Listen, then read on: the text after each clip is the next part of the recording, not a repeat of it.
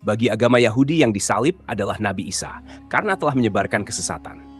Bagi agama Kristen yang disalib adalah Nabi Isa dalam rangka menebus dosa semua manusia. Dan bagi kita, yang disalib bukanlah Isa ibnu Maryam, melainkan orang yang diserupakan wajahnya oleh Allah Subhanahu wa Ta'ala.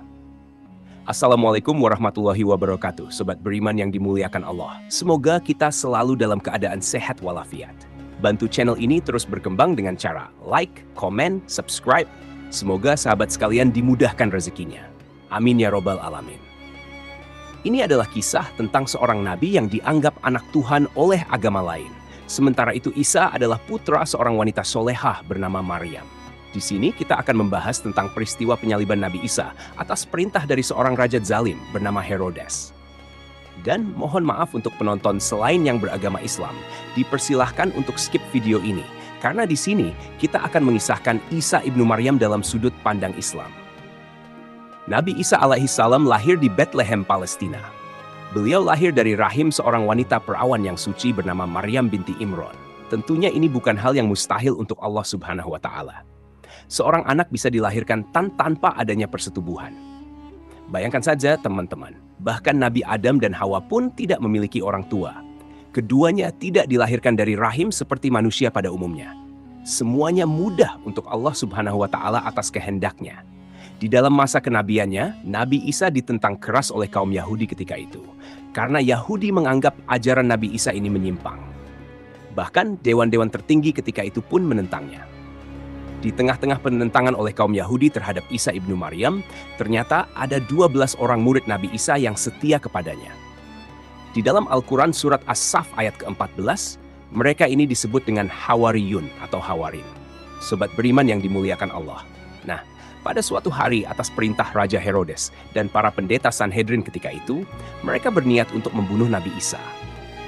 Lalu Nabi Isa pun mengetahui kabar itu, bahwasanya orang-orang Yahudi tengah mencarinya dan berniat untuk membunuhnya. Karena hal itu, Nabi Isa dan para muridnya bersembunyi di suatu tempat.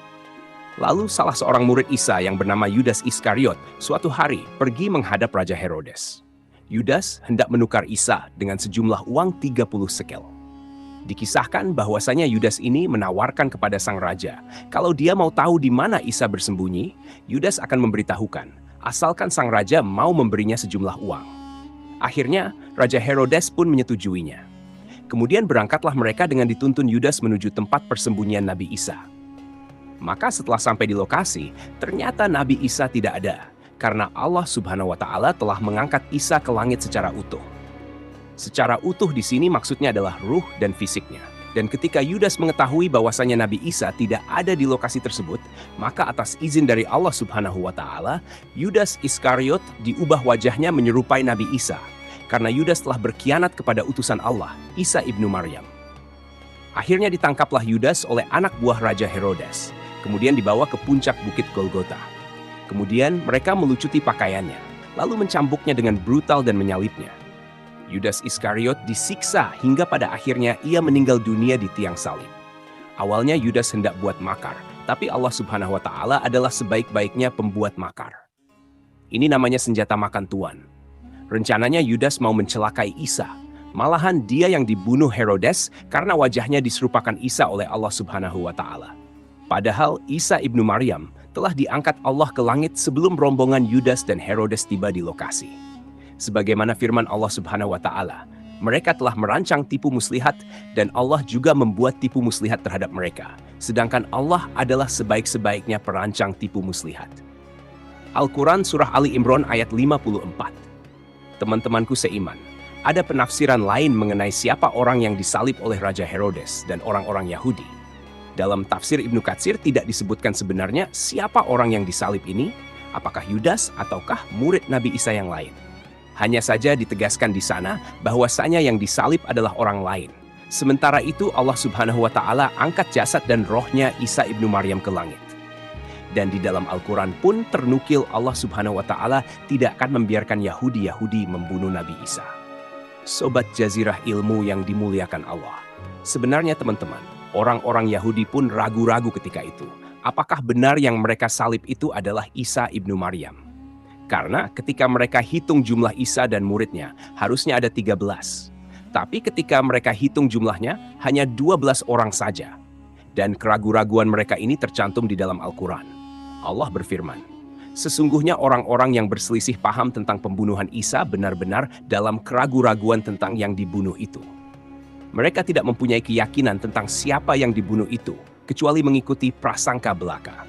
Mereka tidak pula yakin bahwa yang mereka bunuh itu adalah Nabi Isa, tetapi yang sebenarnya Allah telah mengangkat Isa kepadanya. Dan adalah Allah Maha Perkasa lagi Maha Bijaksana. Tidak ada seorang pun dari ahli kitab kecuali akan beriman kepada Isa sebelum kematiannya.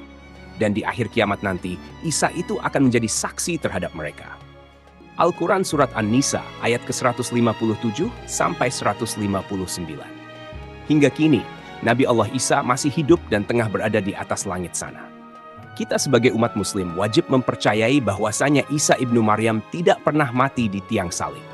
Dan ketika dunia tengah berada dalam fase-fase kiamat, Allah Subhanahu wa Ta'ala turunkan Nabi Isa di menara putih sebelah timur kota Damaskus dengan memakai 2 potong baju yang dicelup zafaron dan wars, dengan meletakkan kedua tangan-tangannya di atas sayap-sayap 2 malaikat. Jika dia menundukkan kepalanya akan menetes, jika dia mengangkatnya turunlah air seperti mutiara. Maka tidak ada seorang kafir pun yang mencium aroma napasnya, kecuali dia orang kafir itu pasti mati. Dan napasnya Nabi Isa tercium dari jarak sejauh pandangannya. Isa mencari Dajjal hingga menemuinya di pintu Lut lalu membunuhnya. Setelah itu, Isa ibnu Maryam mendatangi suatu kaum yang dijaga oleh Allah dari Dajjal. Ia mengusap wajah-wajah mereka dan menceritakan tingkatan-tingkatan mereka di surga. Ibnu Katsir dalam kitabnya Kisah Sul Anbiya menuturkan Nabi Isa alaihi salam akan turun di sebuah menara berwarna putih yang terletak di kota Damaskus. Ketika itu beliau akan mendirikan salat subuh. Imam Mahdi yang saat itu menjadi pemimpin kaum muslimin akan berkata kepadanya, "Majulah wahai Ruhullah, jadilah imam." Akan tetapi Nabi Isa menjawab, "Tidak. Di antara kalian ada pemimpin-pemimpin yang telah dimuliakan oleh Allah dalam umat ini." Kisah ini berdasarkan hadits riwayat Muslim dan Ahmad. Hal itu mengisyaratkan Nabi Isa alaihissalam saat itu bukanlah sebagai nabi, sebab Rasulullah Muhammad SAW adalah nabi dan rasul yang terakhir. Tak ada utusan Allah Subhanahu wa Ta'ala setelah beliau SAW. Adapun Nabi Isa alaihissalam akan tampil di tengah kaum muslimin waktu itu juga sebagai pengikut risalah Muhammad SAW. Syariat yang akan dipakainya ialah berdasarkan Al-Quran dan Sunnah. Wallahu alam bisawab. Jadi itulah kisah Nabiullah Isa dalam sudut pandang Islam. Semoga kisah ini bermanfaat. Lebih dan kurangnya mohon dimaafkan. Yang benar datangnya dari Allah Subhanahu wa Ta'ala, hilaf ataupun keliru itu datangnya dari saya pribadi sebagai manusia biasa. Sampai ketemu di kisah-kisah seru yang penuh makna selanjutnya. Saya akhiri. Wassalamualaikum warahmatullahi wabarakatuh.